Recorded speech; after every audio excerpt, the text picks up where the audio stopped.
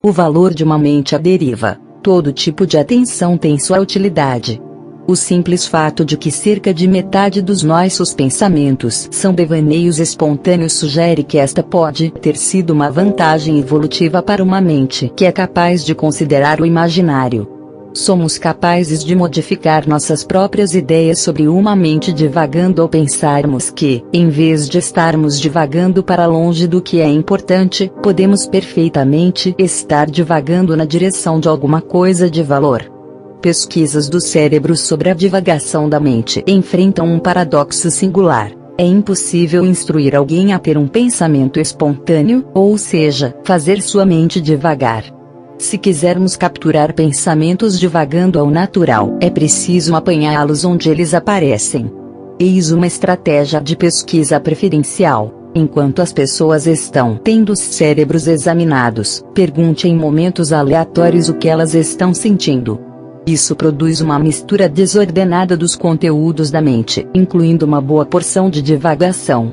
O impulso interno para se afastar do foco intencional é tão forte que cientistas cognitivos veem a mente divagadora como um modo padrão do cérebro, aonde ele vai quando não está trabalhando em alguma tarefa mental. O circuito dessa rede padrão, como descobriu uma série de estudos de neuroimagem, é centrado na região medial, ou intermediária, do córtex pré-frontal. Exames cerebrais mais recentes revelaram uma surpresa. Durante a divagação da mente, duas grandes regiões do cérebro se ativam, não apenas a faixa medial que tem sido associada com a mente à deriva. A outra região, o sistema executivo do córtex pré-frontal, era considerada fundamental para nos manter focados numa tarefa. Ainda assim, os exames parecem mostrar ambas as regiões ativadas enquanto a mente divaga. Isso é um pouco intrigante. Afinal, a divagação da mente, por natureza, tira o foco do que está sendo feito e prejudica nosso desempenho, especialmente em questões cognitivamente exigentes. Os pesquisadores resolveram esse enigma de modo experimental, ao sugerir que a divagação da mente prejudica o desempenho ao tomar o sistema executivo emprestado para outros assuntos. Isso nos leva de volta à pergunta: para onde a mente deriva? Com bastante frequência, para as nossas preocupações pessoais e nossas questões não resolvidas, coisas em que precisamos trabalhar. Embora a divagação da mente possa prejudicar nosso foco imediato em alguma tarefa específica, ela funciona a serviço de resolver problemas importantes para as nossas vidas. Uma mente à deriva permite que nossa essência criativa flua. Enquanto nossas mentes divagam, nos tornamos melhores em qualquer coisa que dependa de um lampejo de insight, de jogos de palavras criativos a invenções e ideias originais. Na verdade, pessoas que realizam muitas tarefas mentais que demandam controle cognitivo e intensa memória de trabalho, como resolver equações matemáticas complexas, podem sentir dificuldade para terem insights criativos se tiverem problemas para desligar o foco completamente concentrado. Entre as outras funções positivas da divagação da mente, estão a geração de cenários para o futuro, a autorreflexão, a capacidade de se relacionar em um mundo social complexo, a incubação de ideias criativas, a flexibilidade do foco, a ponderação do que se está aprendendo, a organização das lembranças, ou a mera meditação sobre a vida, e também a possibilidade de dar aos nossos circuitos de foco mais intensivo uma pausa revigorante. Uma reflexão momentânea me leva a acrescentar mais duas funções: a de me lembrar de coisas que preciso fazer para que elas não se percam na desordem da mente e a de me entreter. Tenho certeza de que você pode sugerir algumas outras utilidades se deixar sua mente vagar um pouco. Arquitetura da serendipidade. Novas ideias não irão surgir se você não se der essa permissão, me diz o CEO da Salesforce, Mark Benioff. Quando eu era vice-presidente na Oracle, viajei um mês para o Havaí apenas para relaxar. Ao fazer isso, abri minha carreira para novas ideias, perspectivas e direções naquele espaço ao ar livre. Benioff se deu conta dos usos potenciais da computação em nuvem que o fizeram sair da Oracle, começar a Salesforce numa sala e preconizar o que na época ainda era um conceito radical. A Salesforce foi pioneira no que agora é uma indústria de muitos bilhões de dólares. Em contrapartida, um cientista determinado demais a confirmar sua hipótese corre o risco de ignorar descobertas que não estão de acordo com suas expectativas, dispensando-as como ruído ou erro em vez de tratá-las como novas descobertas, e assim deixa passar dados que poderiam se tornar teorias mais frutíferas. E aquele sujeito que diz não nas reuniões de brainstorm, que sempre derruba qualquer ideia nova, destrói insights inovadores na raiz. A consciência aberta cria uma plataforma mental para descobertas criativas e insights inesperados. Na consciência aberta, não temos advogado do diabo, nem cinismo ou julgamento, apenas receptividade absoluta para o que quer que surja na mente. Mas uma vez que topamos com um ótimo insight criativo, precisamos assumir um foco apurado para capturar nosso prêmio e avaliar como vamos aplicá-lo. A serendipidade vem primeiro com a abertura à possibilidade, e depois com a concentração em aplicar um insight. Os desafios criativos da vida raramente vêm na forma de enigmas bem formulados. Na verdade, normalmente precisamos reconhecer até mesmo a necessidade de encontrar uma solução criativa, para começo de conversa. A sorte, como disse Louis Pasteur, favorece uma mente preparada. O devaneio incuba a descoberta criativa.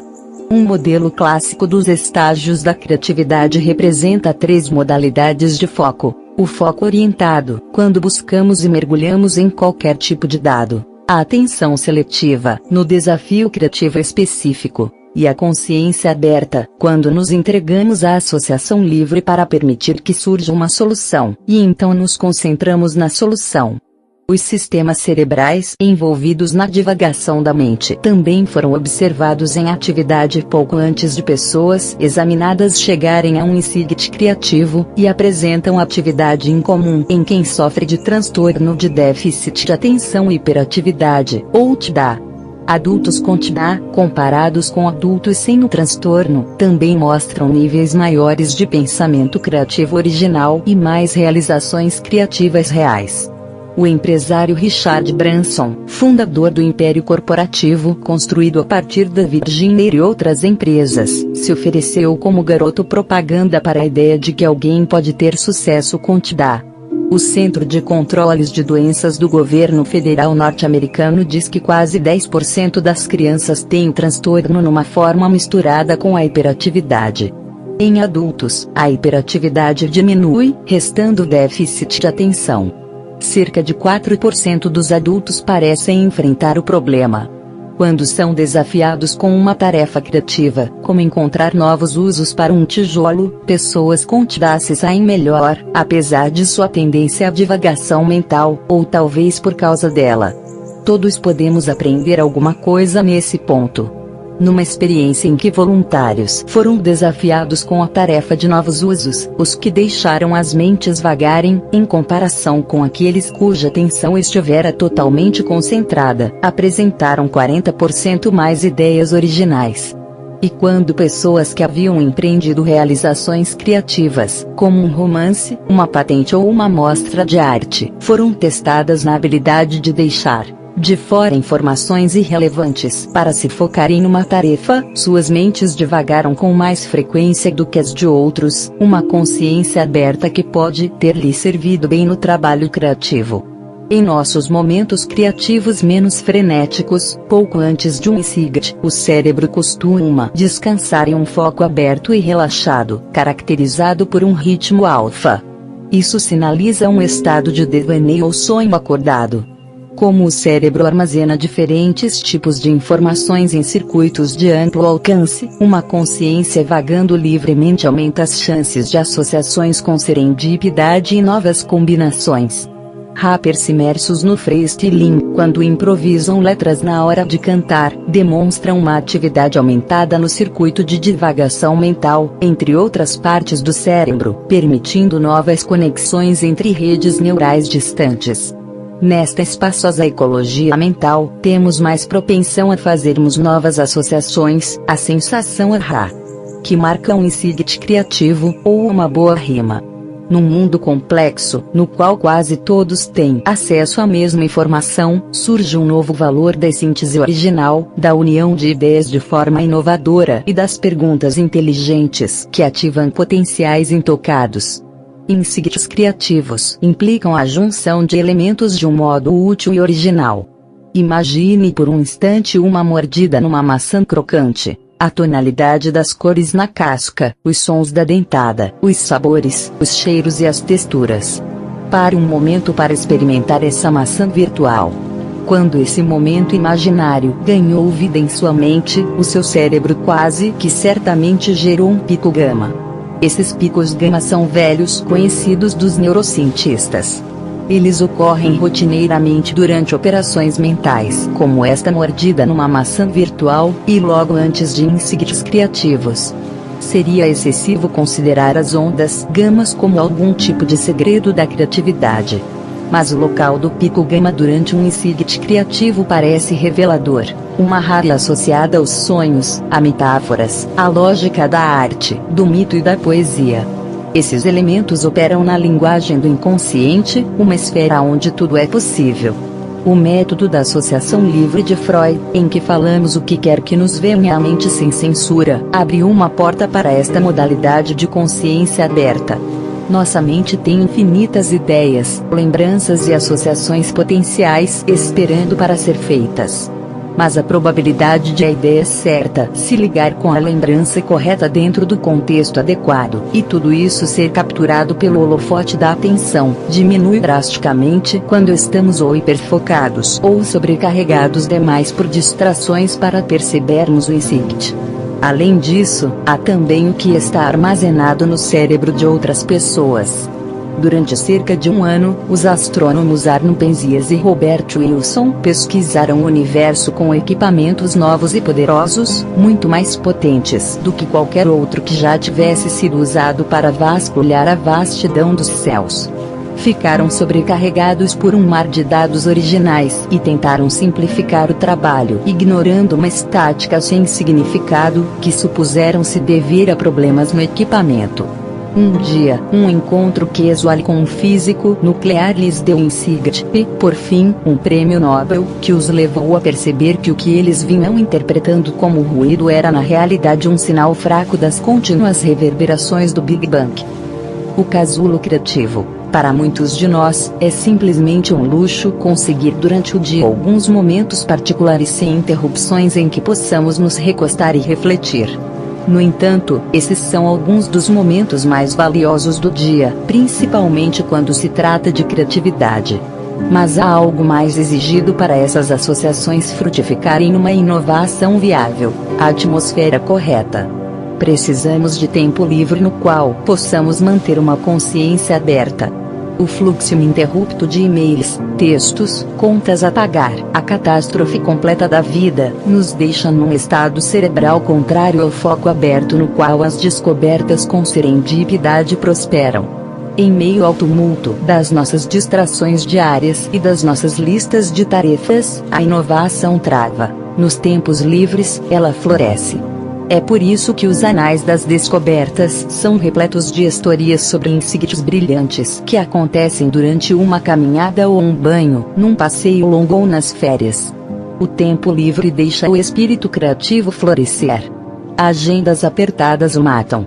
Tomemos como exemplo o falecido Peter Schweitzer, um dos fundadores do campo moderno de avaliação da criptografia, códigos cifrados que parecem não ter sentido para olhos destreinados, mas protegem o sigilo de tudo desde os registros de um governo à senha do seu cartão de crédito.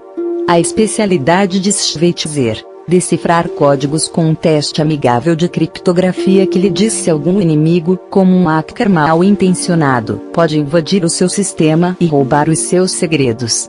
Este desafio hercúleo exige que seja gerada uma enorme gama de novas soluções potenciais para um problema extraordinariamente complicado, e depois exige que cada solução seja testada, passando por um metódico número de passos.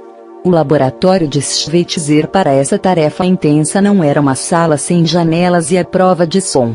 Ele normalmente ficava pensando num código criptografado dando uma longa caminhada ou simplesmente pegando o sol, de olhos fechados. Parecia alguém tirando uma soneca, mas estava fazendo complexos cálculos matemáticos mentalmente, comenta um colega.